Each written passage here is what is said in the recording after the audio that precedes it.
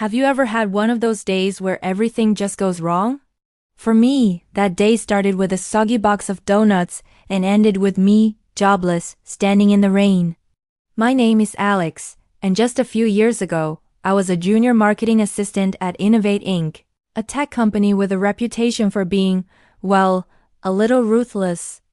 My boss, Mr. Henderson, was a man who seemed to run on black coffee and criticism. He had this way of looking at you over his glasses that made you feel like you'd just tracked mud all over his pristine white carpet. That morning, I was late. Not just a little late, but 20 minutes late. My car wouldn't start, the bus was delayed. And to top it all off, the peace-offering donuts I bought got soaked in a sudden downpour. I tiptoed to my desk, hoping to go unnoticed. No such luck. "Alex, my office, now." Henderson's voice cut through the office hum like a knife. I sat down, and he didn't even look up from his computer. He just slid a pink slip across the polished surface of his desk. "We're letting you go," he said, his tone as flat as the paper. "Your performance has been subpar. You lack initiative. You're not Innovate material." I was stunned. Subpar?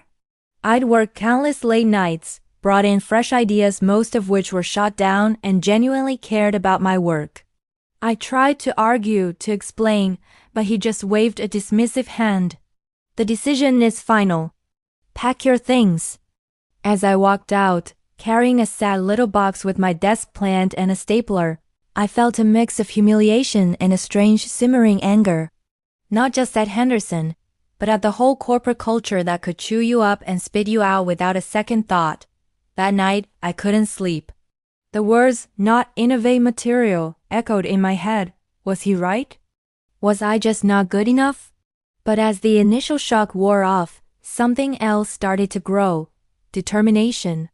If I wasn't Innovate material, fine. I would create something of my own. Something better. With the little savings I had, and a small loan from my incredibly supportive parents, I started my own digital marketing agency from my tiny apartment. I called it Phoenix Digital, a nod to rising from the ashes of my old career. The first few months were brutal. I was the CEO, the intern, the janitor, and the coffee maker all rolled into one. I worked 18-hour days, fueled by cheap instant noodles and a burning desire to prove Henderson wrong. Within 2 years, Phoenix Digital was no longer a one-person operation in a cramped apartment. We had a real office, a team of 10 brilliant, passionate people, and a roster of clients I was incredibly proud of. We were known for our creativity, our data-driven strategies, and our human-centric approach, everything I felt Innovate Inc. lacked. We were making waves, and big companies started to take notice.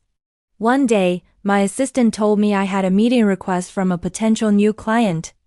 The name sounded vaguely familiar. Innovate Inc. My heart did a little flip. It couldn't be, but it was. They were struggling. Their old-school, aggressive tactics weren't working anymore. Their market share was shrinking, and they were desperate for a new approach. Walking into the Innovate Inc. boardroom was one of the most surreal moments of my life. And sitting at the head of the table, looking older and more tired than I remembered, was Mr. Henderson. The look on his face when I walked in was priceless. It was a cocktail of shock, confusion, and a hint of grudging respect. I gave the pitch of my life. I didn't mention our past. I didn't need to. My work, my company's success, it all spoke for itself. I laid out a bold new vision for their marketing, one focused on authentic connection and community building. When I finished, the room was silent. Henderson just stared at me. "The board will be in touch," he said, his voice strained. "They hired us.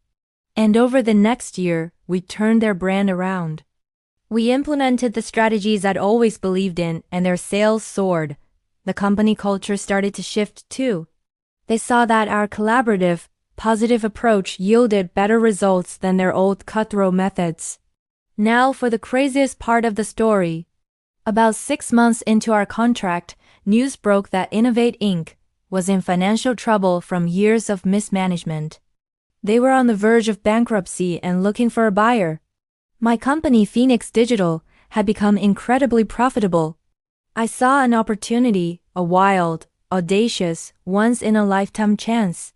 I spent weeks with my financial advisors running the numbers, securing financing.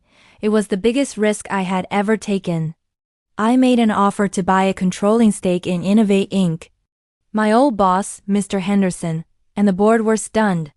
But my offer was solid, and frankly, it was their only way out. They accepted. The day the deal was finalized, I walked back into that office, not as a fired employee, but as the new majority owner. My first act? I called a company-wide meeting. I walked up to the podium and saw all the familiar faces, including a very pale Mr. Henderson in the front row. Some of you may remember me, I began.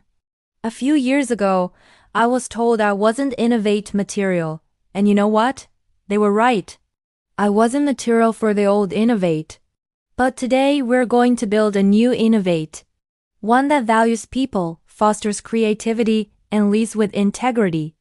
We're going to become a company that doesn't just innovate in technology, but in how we treat each other. And what about Henderson? I didn't fire him. That would have been too easy, too predictable. Instead, I moved him from his executive role to a mentorship position, working with new hires. I wanted him to learn the value of nurturing talent, not crushing it. It was his chance to rise from his own ashes. So that's my story. From a soggy box of donuts to the owner's suite. It's a reminder that sometimes, getting fired can be the best thing that ever happens to you. It can be the push you need to build your own table instead of begging for a seat at someone else's.